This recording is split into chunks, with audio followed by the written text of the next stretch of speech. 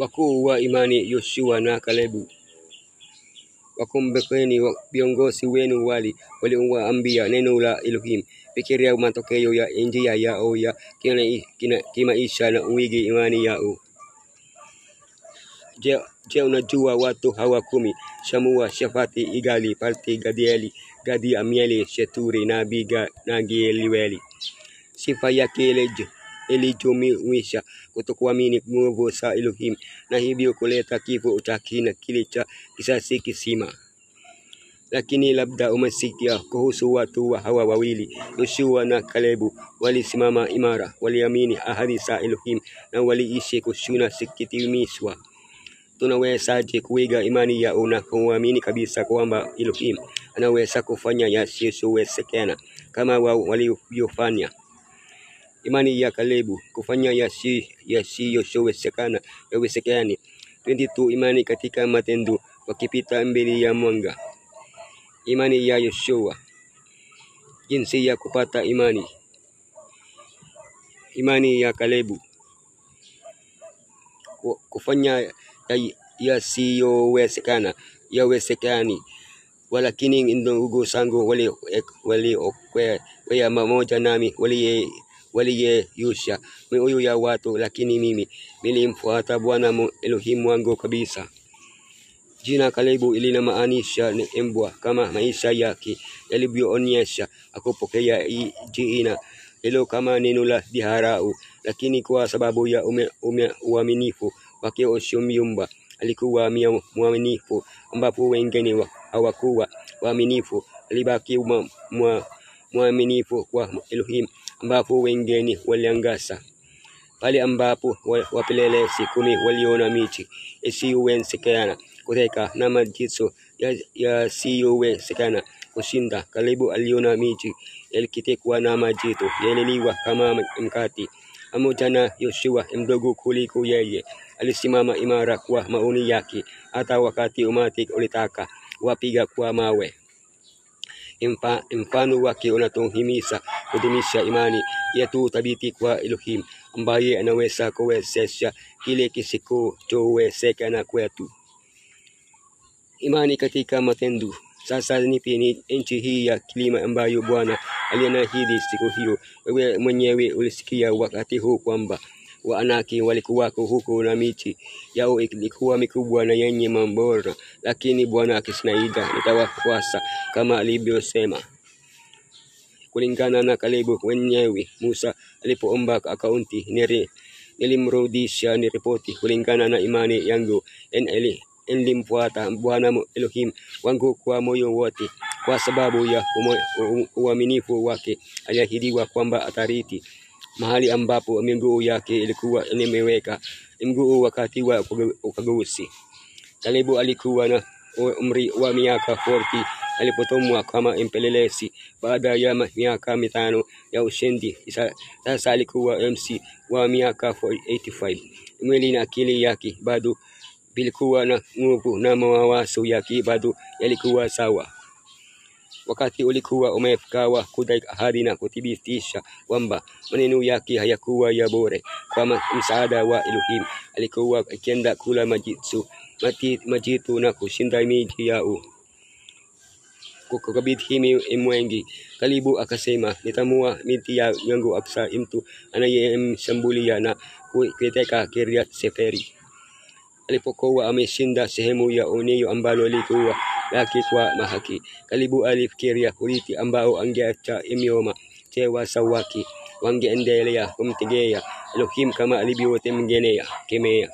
Alikuwa amethibitisha kwamba Elohim angeweza kuaminiwa. Sasa alitaka kupata mtu ambaye alikuwa na imani sawa ili aweze kuwapitisha tochi. Kwa sababu hii aliahidi mkono wa binti yake kwa yule aliyeshinda Kiriath Seferi aitwaye Deberi. Mpwa wake Otnieli alikuwa mtu shujaa ambaye alishinda nchi na akawa mwamuzi wa kwanza wa Israeli. Baada ya kuwa Aksa binti ya Kaleb alimshawishi baba yake amruhusu kupanua eneo ili usishindwa. Hivyo ekolojisenya kuwa mrithi anayestahili kwa Kalebu. Imani ya Yoshua. walipomaliza kuigawanya nchi katika mafungu yake, Waisraeli walimpa Yoshua mwana wa Nuni urithi kati yao. Akiwa kijana, Yoshua alichaguliwa na Musa kama msaidizi wake. Alithibitisha kuwa mtiifu, jasiri, mwaminifu, msaidizi na mpenda mambo ya Elohim. Wakati ulipofika wa kudai eneo lake mwenyewe, alisubiri hadi makabila yote yapate urithi wao, na akachagua sehemu iliyobaki Timnath-Sera, mji ulio karibu na Shilo, ambapo patakatifu palikuwa kumejengwa. Kutoka kwa hadithi yake tunajifunza kwamba imani haipuuzi ukweli, inatoa tupembe tuwapitie uelewa. Badala ya kulalamika, tumeitwa kuamini na kutii mpango ya Elohim. Baraka zinakuja kwa wale wanaobaki kabisa katika Bwana. Maisha katika vipimo vyake vyote lazima yaishi kulingana na mipango iliyowekwa na Elohim. Inafaa kuishi karibu na Elohim. Jinsi ya kupata imani. Kwa hivyo, kwa kuwa tumezungukwa na wingu kubwa la mashahidi kama Hawa, na tuondoe kila kitu kinachotuzuia na dhambi ambayo inaaning'inia kwa urahisi, na tukimbie kwa uvumilivu mashindano yaliyowekwa kwa ajili yetu tukimasia macho Yeshua, na mkamilishaji wa imani. Kwa furaha iliyowekwa mbele yake alimwima msala akidaharu aibu yake, na akaketi mkono wa kuume wa kiti cha enzi cha Elohim. Tabia zetu huelekea kwa kile tunachokiona, kuna hata kile kinachoiti ironi ya sakio ambazo zinapifisha tofauti kati ya kutazama kitu na kukifanya. Biblia inatualika kuzingatia mfano wa mashujaa wa imani kwa umakini maalum kwa Yeshua, mfano mkuu kwa kujifunza maisha ya watu wa imani kama karibu na Yoshua. Tunajifunza kumwamini Elohim kama walivyofanya, kuwa wanyenyekevu kama walivyokuwa, kushuhudia ukweli kwa ujasiri kama walivyofanya. Lakini tunawezaje kubadilishwa? Biblia iko wazi kwa kumruhusu Roho Mtakatifu afanye kazi ndani yetu. Hii ni kazi amilifu, lazima tuchague kubadilishwa, na kama Kalebu kwanza kazi tumetwa kuwa dhabihu haikuwa ajili ya Elohim.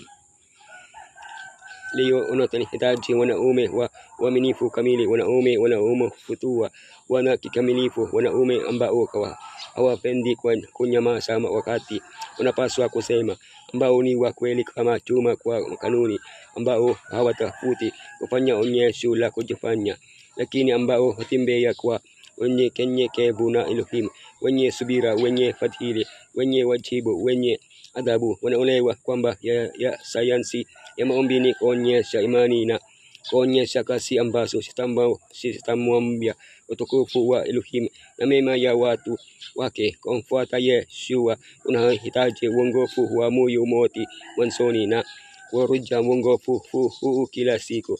Ilikuwa imani ya karibu kwa Elohim ambayo ilimpa ujasiri, ambayo ilimzuia asiogope mwanadamu, na kumwezesha kusimama kwa ujasiri na bila wasiwasi katika kutetea haki kupitia kutegemea nguvu hiyo. Jenerali mwenye nguvu wa majeshi ya mbinguni, kila askari wa kweli wa msalaba anaweza kupokea nguvu na ujasiri wa kushinda vizuizi vinavyoonekana kuwa visiweza kushindwa.